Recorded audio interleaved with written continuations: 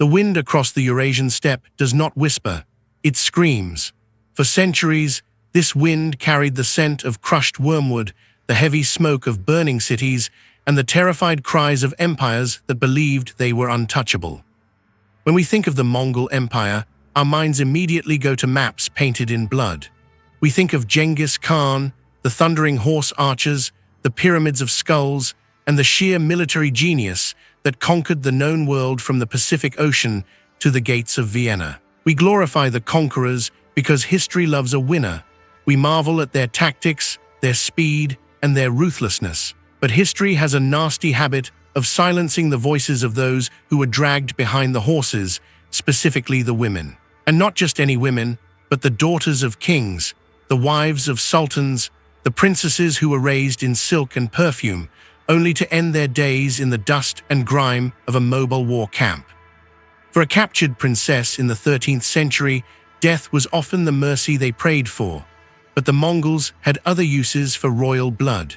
From the frozen towers of Russia to the marble palaces of Baghdad, the fate of noblewomen wasn't just slavery. It was a calculated, psychological dismantling of their dignity, a way to break the very soul of the nations they conquered.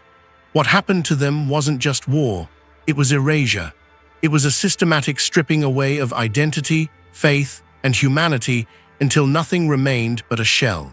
If you are brave enough to look into the archives that traditional history books ignore, you will find stories that curdle the blood, stories that have been buried under the weight of centuries. We are digging up the grave of the past, and some of them are still screaming. Welcome to Redfire History. To understand the true depth of this horror, you first have to understand the fundamental clash of civilizations that defined the Mongol conquests. To the Mongols, a settled civilization was an anomaly. Cities were traps, walls were insults. When they looked at the soft, perfumed courts of the Islamic world or the rigid, hierarchical castles of Europe, they didn't see sophistication or culture. They saw weakness. And the ultimate symbol of that weakness was the way these empires protected their women. In the courts of Khwaism or Kiev, a princess was a jewel, something to be hidden away behind veils and stone walls, protected and used for political alliances. To the Mongols, who rode alongside their women and drank the blood of their horses to survive the harsh winters, this was fragile. And the Mongols hated fragility. They despised the softness of the city dwellers. When they captured a city, the systematic degradation of the royal women was not just a byproduct of lust or cruelty, though it was certainly both of those things. It was a political statement. It was a way of telling the conquered men that their gods had failed them, that their walls were paper, and that their most precious treasures now belonged to the men from the steppes. This wasn't random violence. It was a message written in trauma. This psychological warfare began in earnest in the year 1221 with the destruction of the Khwaism Empire.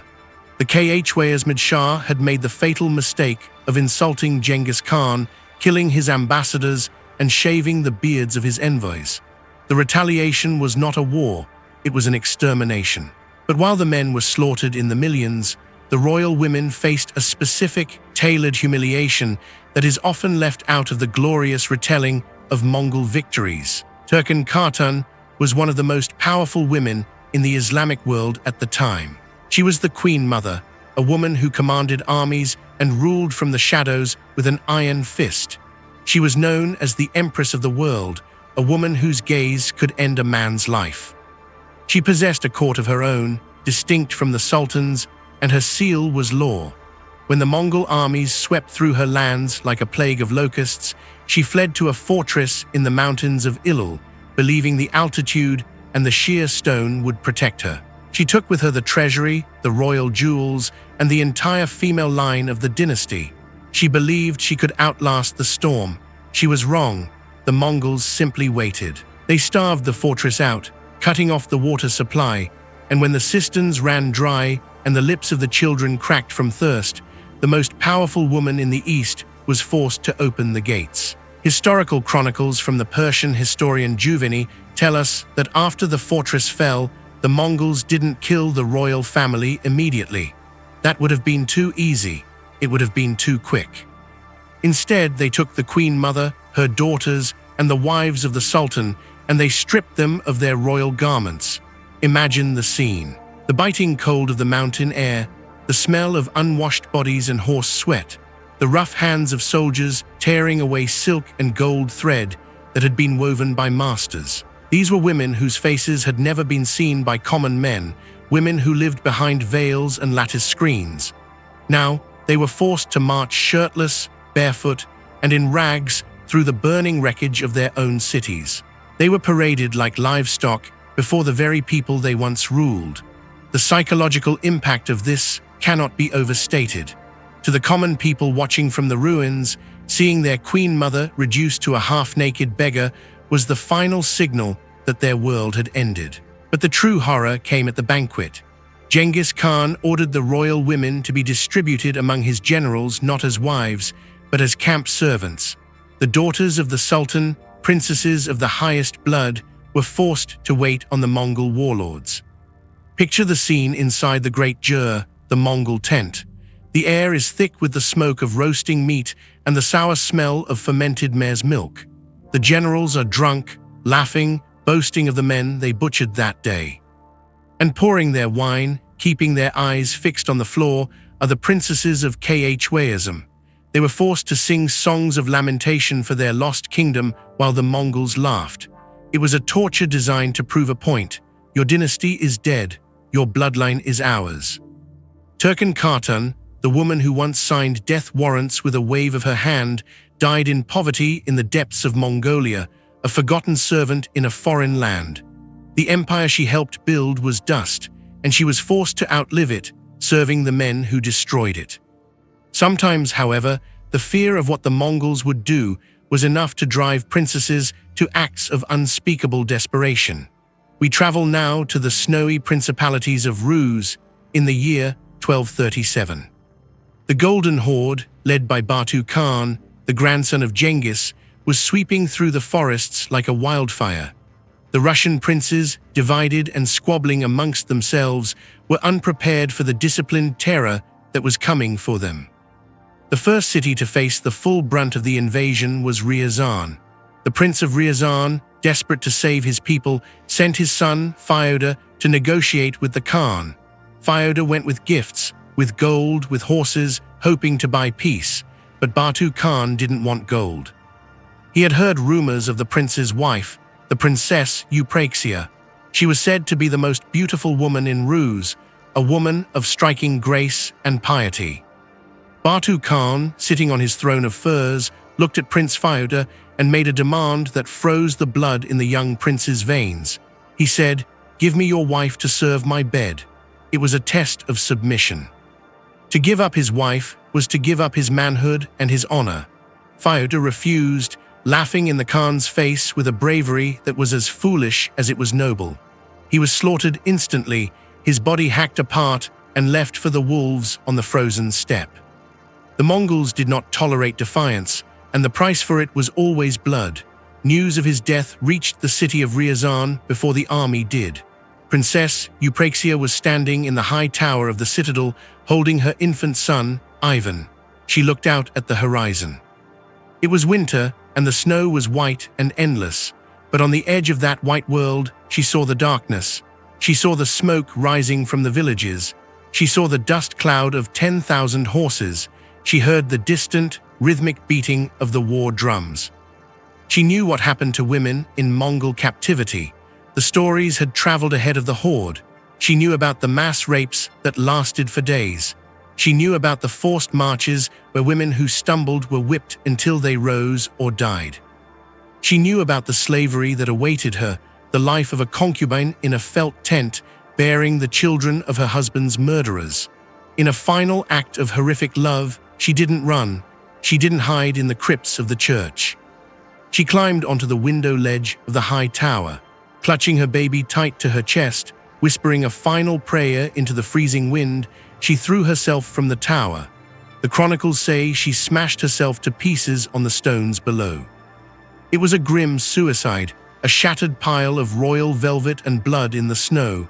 But in the eyes of her people, it was a victory. She had denied the Khan his prize. She died a princess, not a slave. Imagine the terror in that final moment, the choice between the cold ground or the warm tent of a Mongol warlord. It is a choice no mother should ever have to make, yet it is one that history has largely forgotten.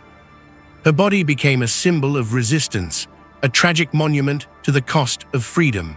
While the princess of Ryazan chose death, the wives of the princes at the Battle of Kalka River were forced to watch something far worse. This event, known as the Feast of the Plank, is perhaps one of the most sadistic celebrations of victory in recorded history. After the Mongols defeated the combined armies of the Rus and the Cumans in 1223, the surviving princes surrendered. They had fought bravely, but they were outmaneuvered by the brilliant tactics of the Mongol generals Subutai and Jebe. The princes surrendered under a promise of mercy. The Mongols promised that no blood would be spilled. It was a common Mongol diplomatic phrase, but the Russians did not understand the dark literalism of the steppe nomads.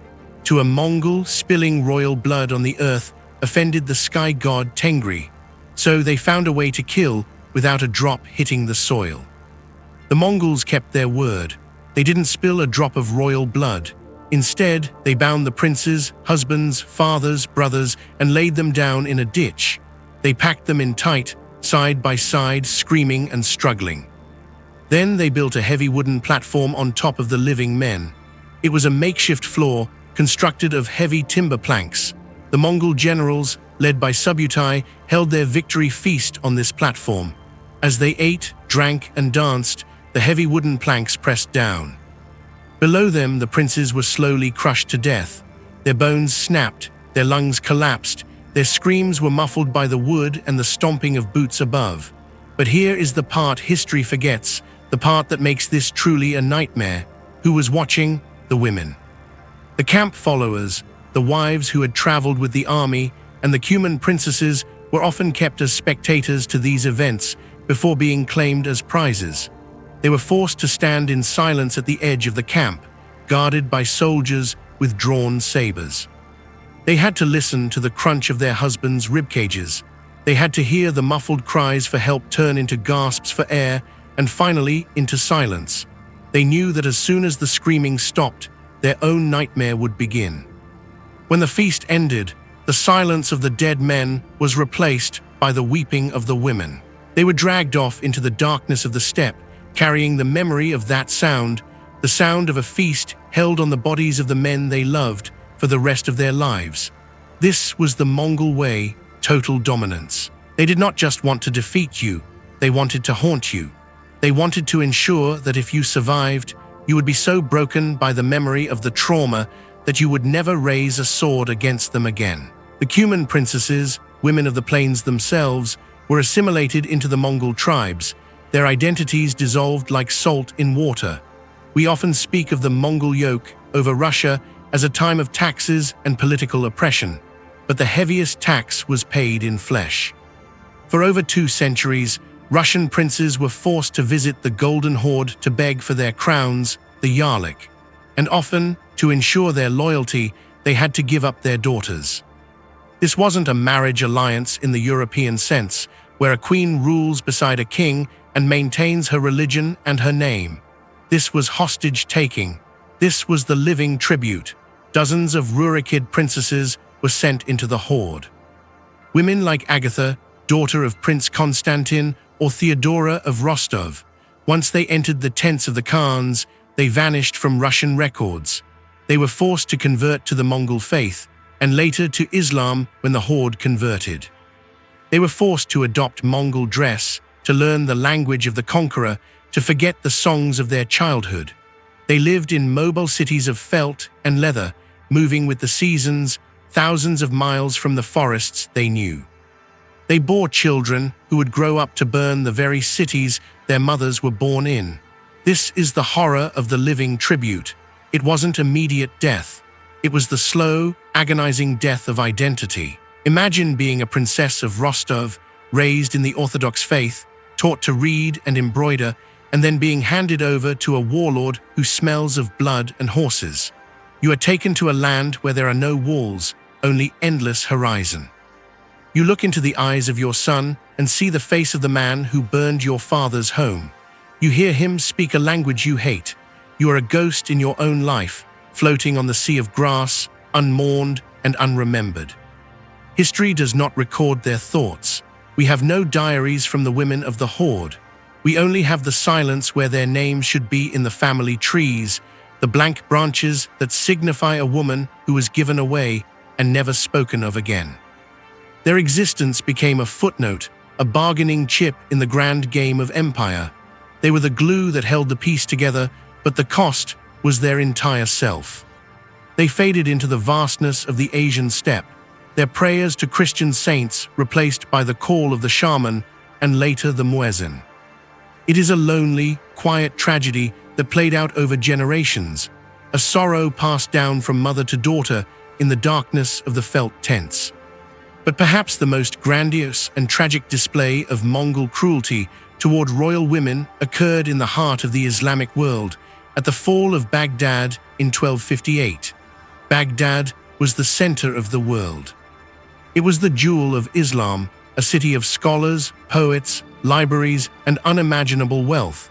It was the seat of the Abbasid Caliphate, a lineage that stretched back centuries. When Hulagu Khan, another grandson of Genghis, arrived at the gates, the city was unprepared for the level of violence that was about to be unleashed. The Mongols were not interested in the poetry or the science of Baghdad. They were interested in submission. When the city fell, the carnage was so great that the atmosphere changed. The smoke from the burning libraries, the House of Wisdom, and the cedar palaces blocked out the sun for days. The Tigris River ran black with ink from the books thrown into it, and then red with the blood of the scholars.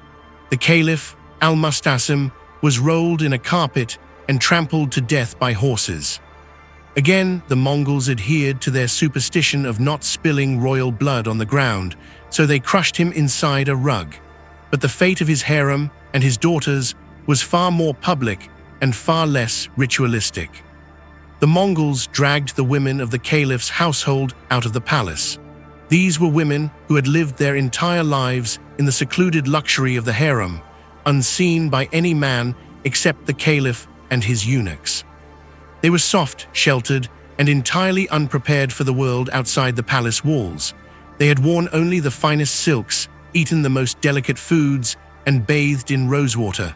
Now they were thrust into a hellscape of fire and blood. Hulagu Khan ordered them to be counted. There were hundreds of them, concubines, wives, daughters, sisters. He didn't want them for his own harem. He didn't value their lineage. To him, they were just mouths to feed, symbols of a decadent and weak society. According to some accounts, he ordered them to be stripped and driven out of the city onto the open plain. There, amidst the rotting corpses of the scholars and poets, the soldiers were told they could take who they wanted. The princesses of the Abbasid dynasty, the descendants of the Prophet's uncle, were passed around like common coin. Those who weren't taken were left to starve in the ruins of the city their family had built. One particularly chilling story tells of a Mongol princess, a wife of Hulagu, who walked among the captured women. She saw the caliph's daughter begging for food in the mud. The Mongol queen, a woman of the steppe who despised the softness of city life, laughed. She threw the starving princess a gold coin. "Eat that," she said. "Your father hoarded gold but built no army. Let his gold feed you now." It was the ultimate cruelty, the realization that their status, their history, and their god meant nothing to the horsemen from the east.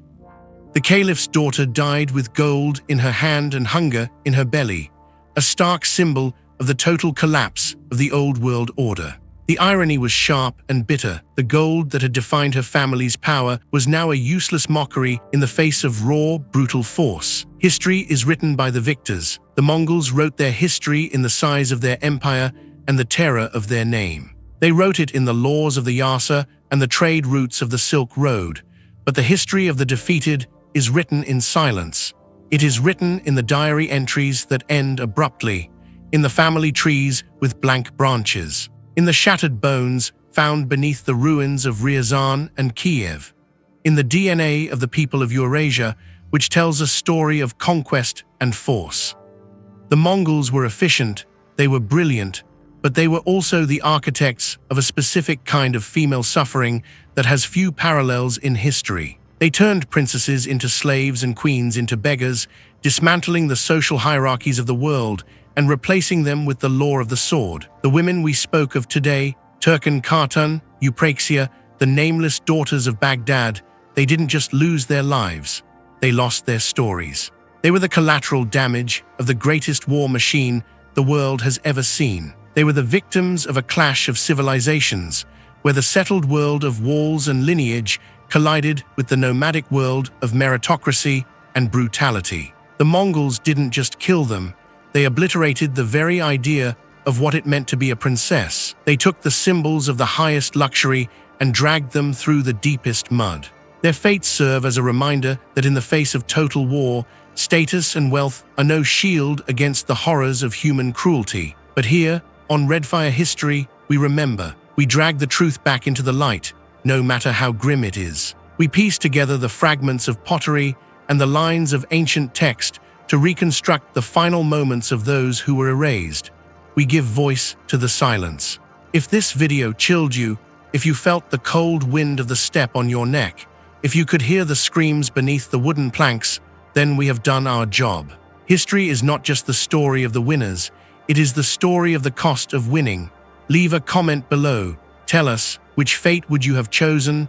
The Tower of Riazan, the quick death on the stones, or the tent of the Khan, the slow death of the soul? Which is the greater tragedy, to die as oneself or to live as a stranger? And don't forget to like and subscribe to Redfire History. We are working on a video about the torture methods of the Spanish Inquisition that you won't believe. We are going to explore the dark basements of the church and the twisted instruments used to save souls by destroying bodies. Until then, keep looking into the dark. Because history is not just about dates and battles, it's about the people who lived through the nightmare and the ones who didn't make it out. This is Redfire History.